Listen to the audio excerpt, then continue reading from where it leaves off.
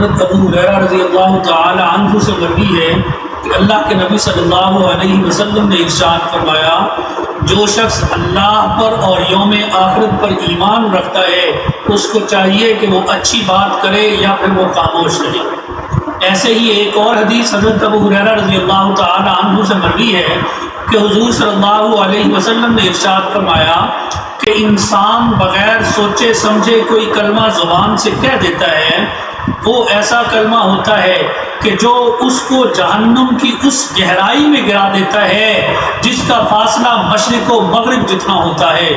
میرے محترم دوستو، یہ زبان اللہ تعالیٰ کی دی ہوئی ایک بہت بڑی نعمت ہے۔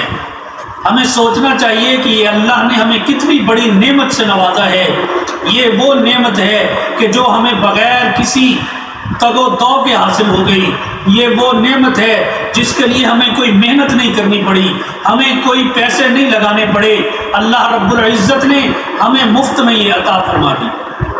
انسان پیدا ہوتا ہے، پیدا ہونے کے ساتھ ہی اس کو زبان مل جاتی ہے، اور یہ زبان ایسا ساتھ دیتی ہے کہ جو مرنے تک انسان کے ساتھ ہی ہوتی ہے۔ یہ زبان ایک ایسی چیز ہے کہ انسان ابھی دل میں یا دماغ میں ابھی سوچ رہا ہوتا ہے، ارادہ کر رہا ہوتا ہے میں بولوں، تو زبان وہ الفاظ ادا کر کے باہر نکال دیتی ہے۔ یہ زبان جس کی ہمیں کوئی قدر و قیمت نہیں، اس لیے کہ یہ ہمیں مفت میں مل گئی ہے۔ ان لوگوں سے پوچھیں کہ جن کو اللہ رب العزت نے زبان تو دی ہے لیکن قوت گویائی نہیں دی ہے، وہ اپنا ما فی الضمیر بیان نہیں کر سکتے، ان کے دل میں کیا خیالات آتی ہیں، ان کے دماغ میں کیا سوچیں آتی ہیں، وہ ان کو لوگوں تک پہنچا نہیں سکتے۔ یہ زبان کی قدر وہی جانتی ہے، ہم جیسے زبان کی قدر نہیں جانتے، کیونکہ اللہ رب العزت نے ہمیں صحیح سالم یہ نعمت عطا فرما دی ہے۔ یہ زبان ایسی چیز ہے کہ انسان کافر ہوتا ہے لیکن زبان سے ایسا کلمہ ادا کرتا ہے، وہ کلمہ شہادت پڑھتا ہے، مسلمان ہو جاتا ہے۔ ایک آدمی ساری زندگی کفر پہ گزار دیتا ہے، پھر اللہ رب العزت اسے توفیق دیتی ہیں، وہ کلمہ شہادت پڑھتا ہے، اشہد اللہ الہ الا اللہ و اشہد ان محمدا عبدہ و رسولہ، وہ مسلمان ہو گیا۔ ابھی چند لمحے پہلے وہ کافر تھا اور یہ کلمہ ادا کرنے سے وہ مسلمان ہو گیا۔ ابھی چند لمحے پہلے وہ اللہ کے مبغوض بندوں میں تھا، لیکن زبان سے یہ کلمات ادا کرنے کے بعد وہ اللہ کے محبوب بندوں میں شامل ہو گیا۔ میرے محترم دوستو، یہ زبان ہی ہے، اس کو اگر ہم نے کنٹرول کر لیا تو سمجھے ہم نے زندگی اچھی گزاری۔ اگر ہم نے اس زبان کو کنٹرول نہ کیا تو یہ زندگی ہم اچھی نہیں گزار رہے ہیں۔ میرے محترم دوستو، اگر ایمان لانے کے بعد ایک آدمی ایک مرتبہ سبحان اللہ کہہ دیتا ہے تو حدیث شریف میں آتا ہے کہ اس نے میزان عمل کا آدھا پلڑا بھر دیا۔ یہ اتنا جو ہے وہ زبان سے ایک کلمہ ادا کرنے پہ اللہ اجر و ثواب دیتی ہے۔ حدیث شریف میں آتا ہے الکلمتان، کہ دو کلمے ہیں، خفیفتان علی اللسان، جو زبان کے اوپر بہت ہلکے ہیں، ثقیلتان فی المیزان، ترازو کے اندر بہت وزنی ہیں، حبیبتان الی الرحمن، اللہ رب العزت کو بڑے محبوب ہیں۔ تو کون سے دو کلمے ہیں؟ سبحان اللہ و بحمدہ سبحان اللہ العظیم۔ یہ دو کلمے انسان زبان سے ادا کرتا ہے، یہ اللہ کو بڑے محبوب کلمے ہیں۔ اس لیے حضور صلی اللہ علیہ وسلم نے ارشاد فرمایا کہ اگر کوئی صبح 100 مرتبہ اس کو پڑھتا ہے، شام کو 100 مرتبہ اس کو پڑھتا ہے، تو چاہے اس کے گناہ سمندر کی جھاگ کے برابر بھی ہوں، اللہ رب العزت معاف فرما دیتا ہے۔ میرے محترم دوستو، یہ زبان ہی ہے ایسی چیز کہ جس سے انسان نیکی بھی کرتا ہے، جس سے انسان گناہ بھی کرتا ہے۔ زبان سے اچھا بول بولیں گے، اللہ اس پہ اجر و ثواب دے گا۔ زبان سے برا بول بولیں گے، اللہ رب العزت کی پکڑ آئے گی اس کو۔ مثال کے طور پہ ایک آدمی نماز پڑھ رہا ہے، آپ نے دیکھا اس کی نماز صحیح نہیں ہے، آپ نے جب وہ نماز سے فارغ ہو گیا تو آپ اس کے پاس گئے، تنہائی میں جب کوئی نہیں ہے آپ اس کے پاس بیٹھے، آپ نے بڑی نرمی کے ساتھ، بڑے اخلاق کے ساتھ اس سے بات کی اور اسے بتلایا کہ بھائی یہ جو آپ نماز پڑھ رہے ہیں اس کے اندر یہ خامی ہے، اگر آپ اس کو دور کر لیں گے تو آپ کی نماز درست ہو جائے گی۔ اس بندے نے وہ خامی دور کر دی اور صحیح راستے پہ چل پڑا، یعنی وہ نماز اس نے اپنی صحیح کر لی، تو اب جب تک وہ نمازیں پڑھتا رہے گا، ساری زندگی وہ نماز پڑھ رہا ہے، تو ساری زندگی آپ کو اس کا اجر و ثواب مل جا رہا ہے، ساری زندگی آپ کو اس کا اجر و ثواب ملے گا۔ میرے محترم دوستو، یہ زبان سے ہم نے ایک کلمہ ادا کیا صرف اس بندے کی اصلاح کے لیے، تو ساری زندگی کے لیے ہم نے اپنی آخرت سنوار۔ حضور صلی اللہ علیہ وسلم کی حدیث ہے، آپ صلی اللہ علیہ وسلم فرماتی ہیں کہ جتنے آدمی بھی جہنم میں جاتے ہیں، اکثریت ان میں سے ایسے ہیں جو اپنی زبان کی کرتوت کی وجہ سے جہنم میں جاتے ہیں۔ کیا مطلب؟ کہ وہ زبان سے ایسے کلمات ادا کیے ہوئے ہوتے ہیں انہوں نے کہ جو ان کو جہنم میں لے جانے کا سبب بنتے ہیں۔ اس لیے کسی نے کیا خوب کہا کہ پہلے تولو پھر بولو۔ اللہ رب العزت نے ارشاد فرمایا، یا ایھا الذین آمنو، اے ایمان والو، لم تقولون ما لا تفعلون، کیوں کرتے ہو وہ بات جس پہ تم عمل نہیں کرتے؟ تو میرے محترم دوستو، پہلے تولنا ہے پھر بولنا ہے۔ یعنی کیا مطلب ہے کہ پہلے آپ دیکھو کہ میں یہ جو بات زبان سے نکال رہا ہوں یہ میرے لیے فائدہ مند ہے، آیا میں جو زبان سے الفاظ نکالوں گا اس سے اللہ رب العزت راضی ہو رہے ہیں؟ کہیں ایسا تو نہیں ہے کہ میری زبان سے ایسے الفاظ نکلیں جس سے اور اللہ کا محبوب جو ہے وہ ناراض ہو جائے۔ تو اس لیے سوچ سمجھ کے بولنا چاہیے۔ ہمارے ہاں ایک آج کل بڑا عجیب رواج چلا ہے، ہم دوستوں سے کہتے ہیں چلو آؤ یار بیٹھیں ذرا گپ شپ لگاتے ہیں۔ اب کیا ہوا، ایک دو چار دوست جو ہے وہ آپس میں بیٹھے اور آپس میں گپ شپ شروع ہو گئی۔ اب ہم نے وہ گپ شپ کی محفل لگائی ہوئی ہے، وہ جو چند دوست بیٹھے ہیں وہ کیا ہے، اپنے آپ کو اپنے نفس کو خوش کرنے کے لیے وہ محفل لگا کے بیٹھے ہیں۔ اس محفل میں کیا چیز ہو رہی ہے؟ اس محفل کے اندر جھوٹ بھی بولا جا رہا ہے، اس محفل کے اندر غیبت بھی ہو رہی ہے، اس محفل کے اندر بہتان ترازی بھی ہو رہی ہے، اس محفل کے اندر جو ہے وہ الزام تراشی بھی ہو رہی ہے، اس محفل کے اندر اتنے گناہ ہو رہے ہیں۔ یعنی وہ ایک محفل جو ہم نے سجائی ہے، اس ایک محفل کے اندر ہی ہم نے اتنے گناہ اکٹھے کر لیے کہ ہمیں کسی دوسری چیز کی ضرورت ہی نہیں پڑی۔ تو میرے محترم دوستو، اللہ کے پیغمبر صلی اللہ علیہ وسلم نے فرمایا کہ اپنے گھروں میں ٹھہرے رہو، گھر تمہارے لیے بہتر ہیں۔ کیا مطلب؟ باہر نکلو گے، کسی کے پاس بیٹھو گے، وہاں پہ آپ بیٹھ کے گپ شپ لگاؤ گے، تمہیں پتہ بھی نہیں ہوگا کہ تمہاری زبان سے کیا کچھ نکل رہا ہے۔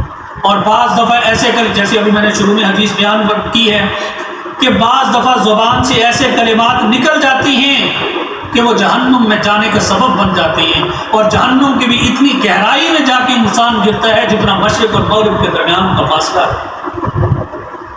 تو اس لیے میرے محترم دوستو، ہمیں احتیاط کرنا چاہیے، اپنی زبان کو سوچ سمجھ کے استعمال کرنا چاہیے۔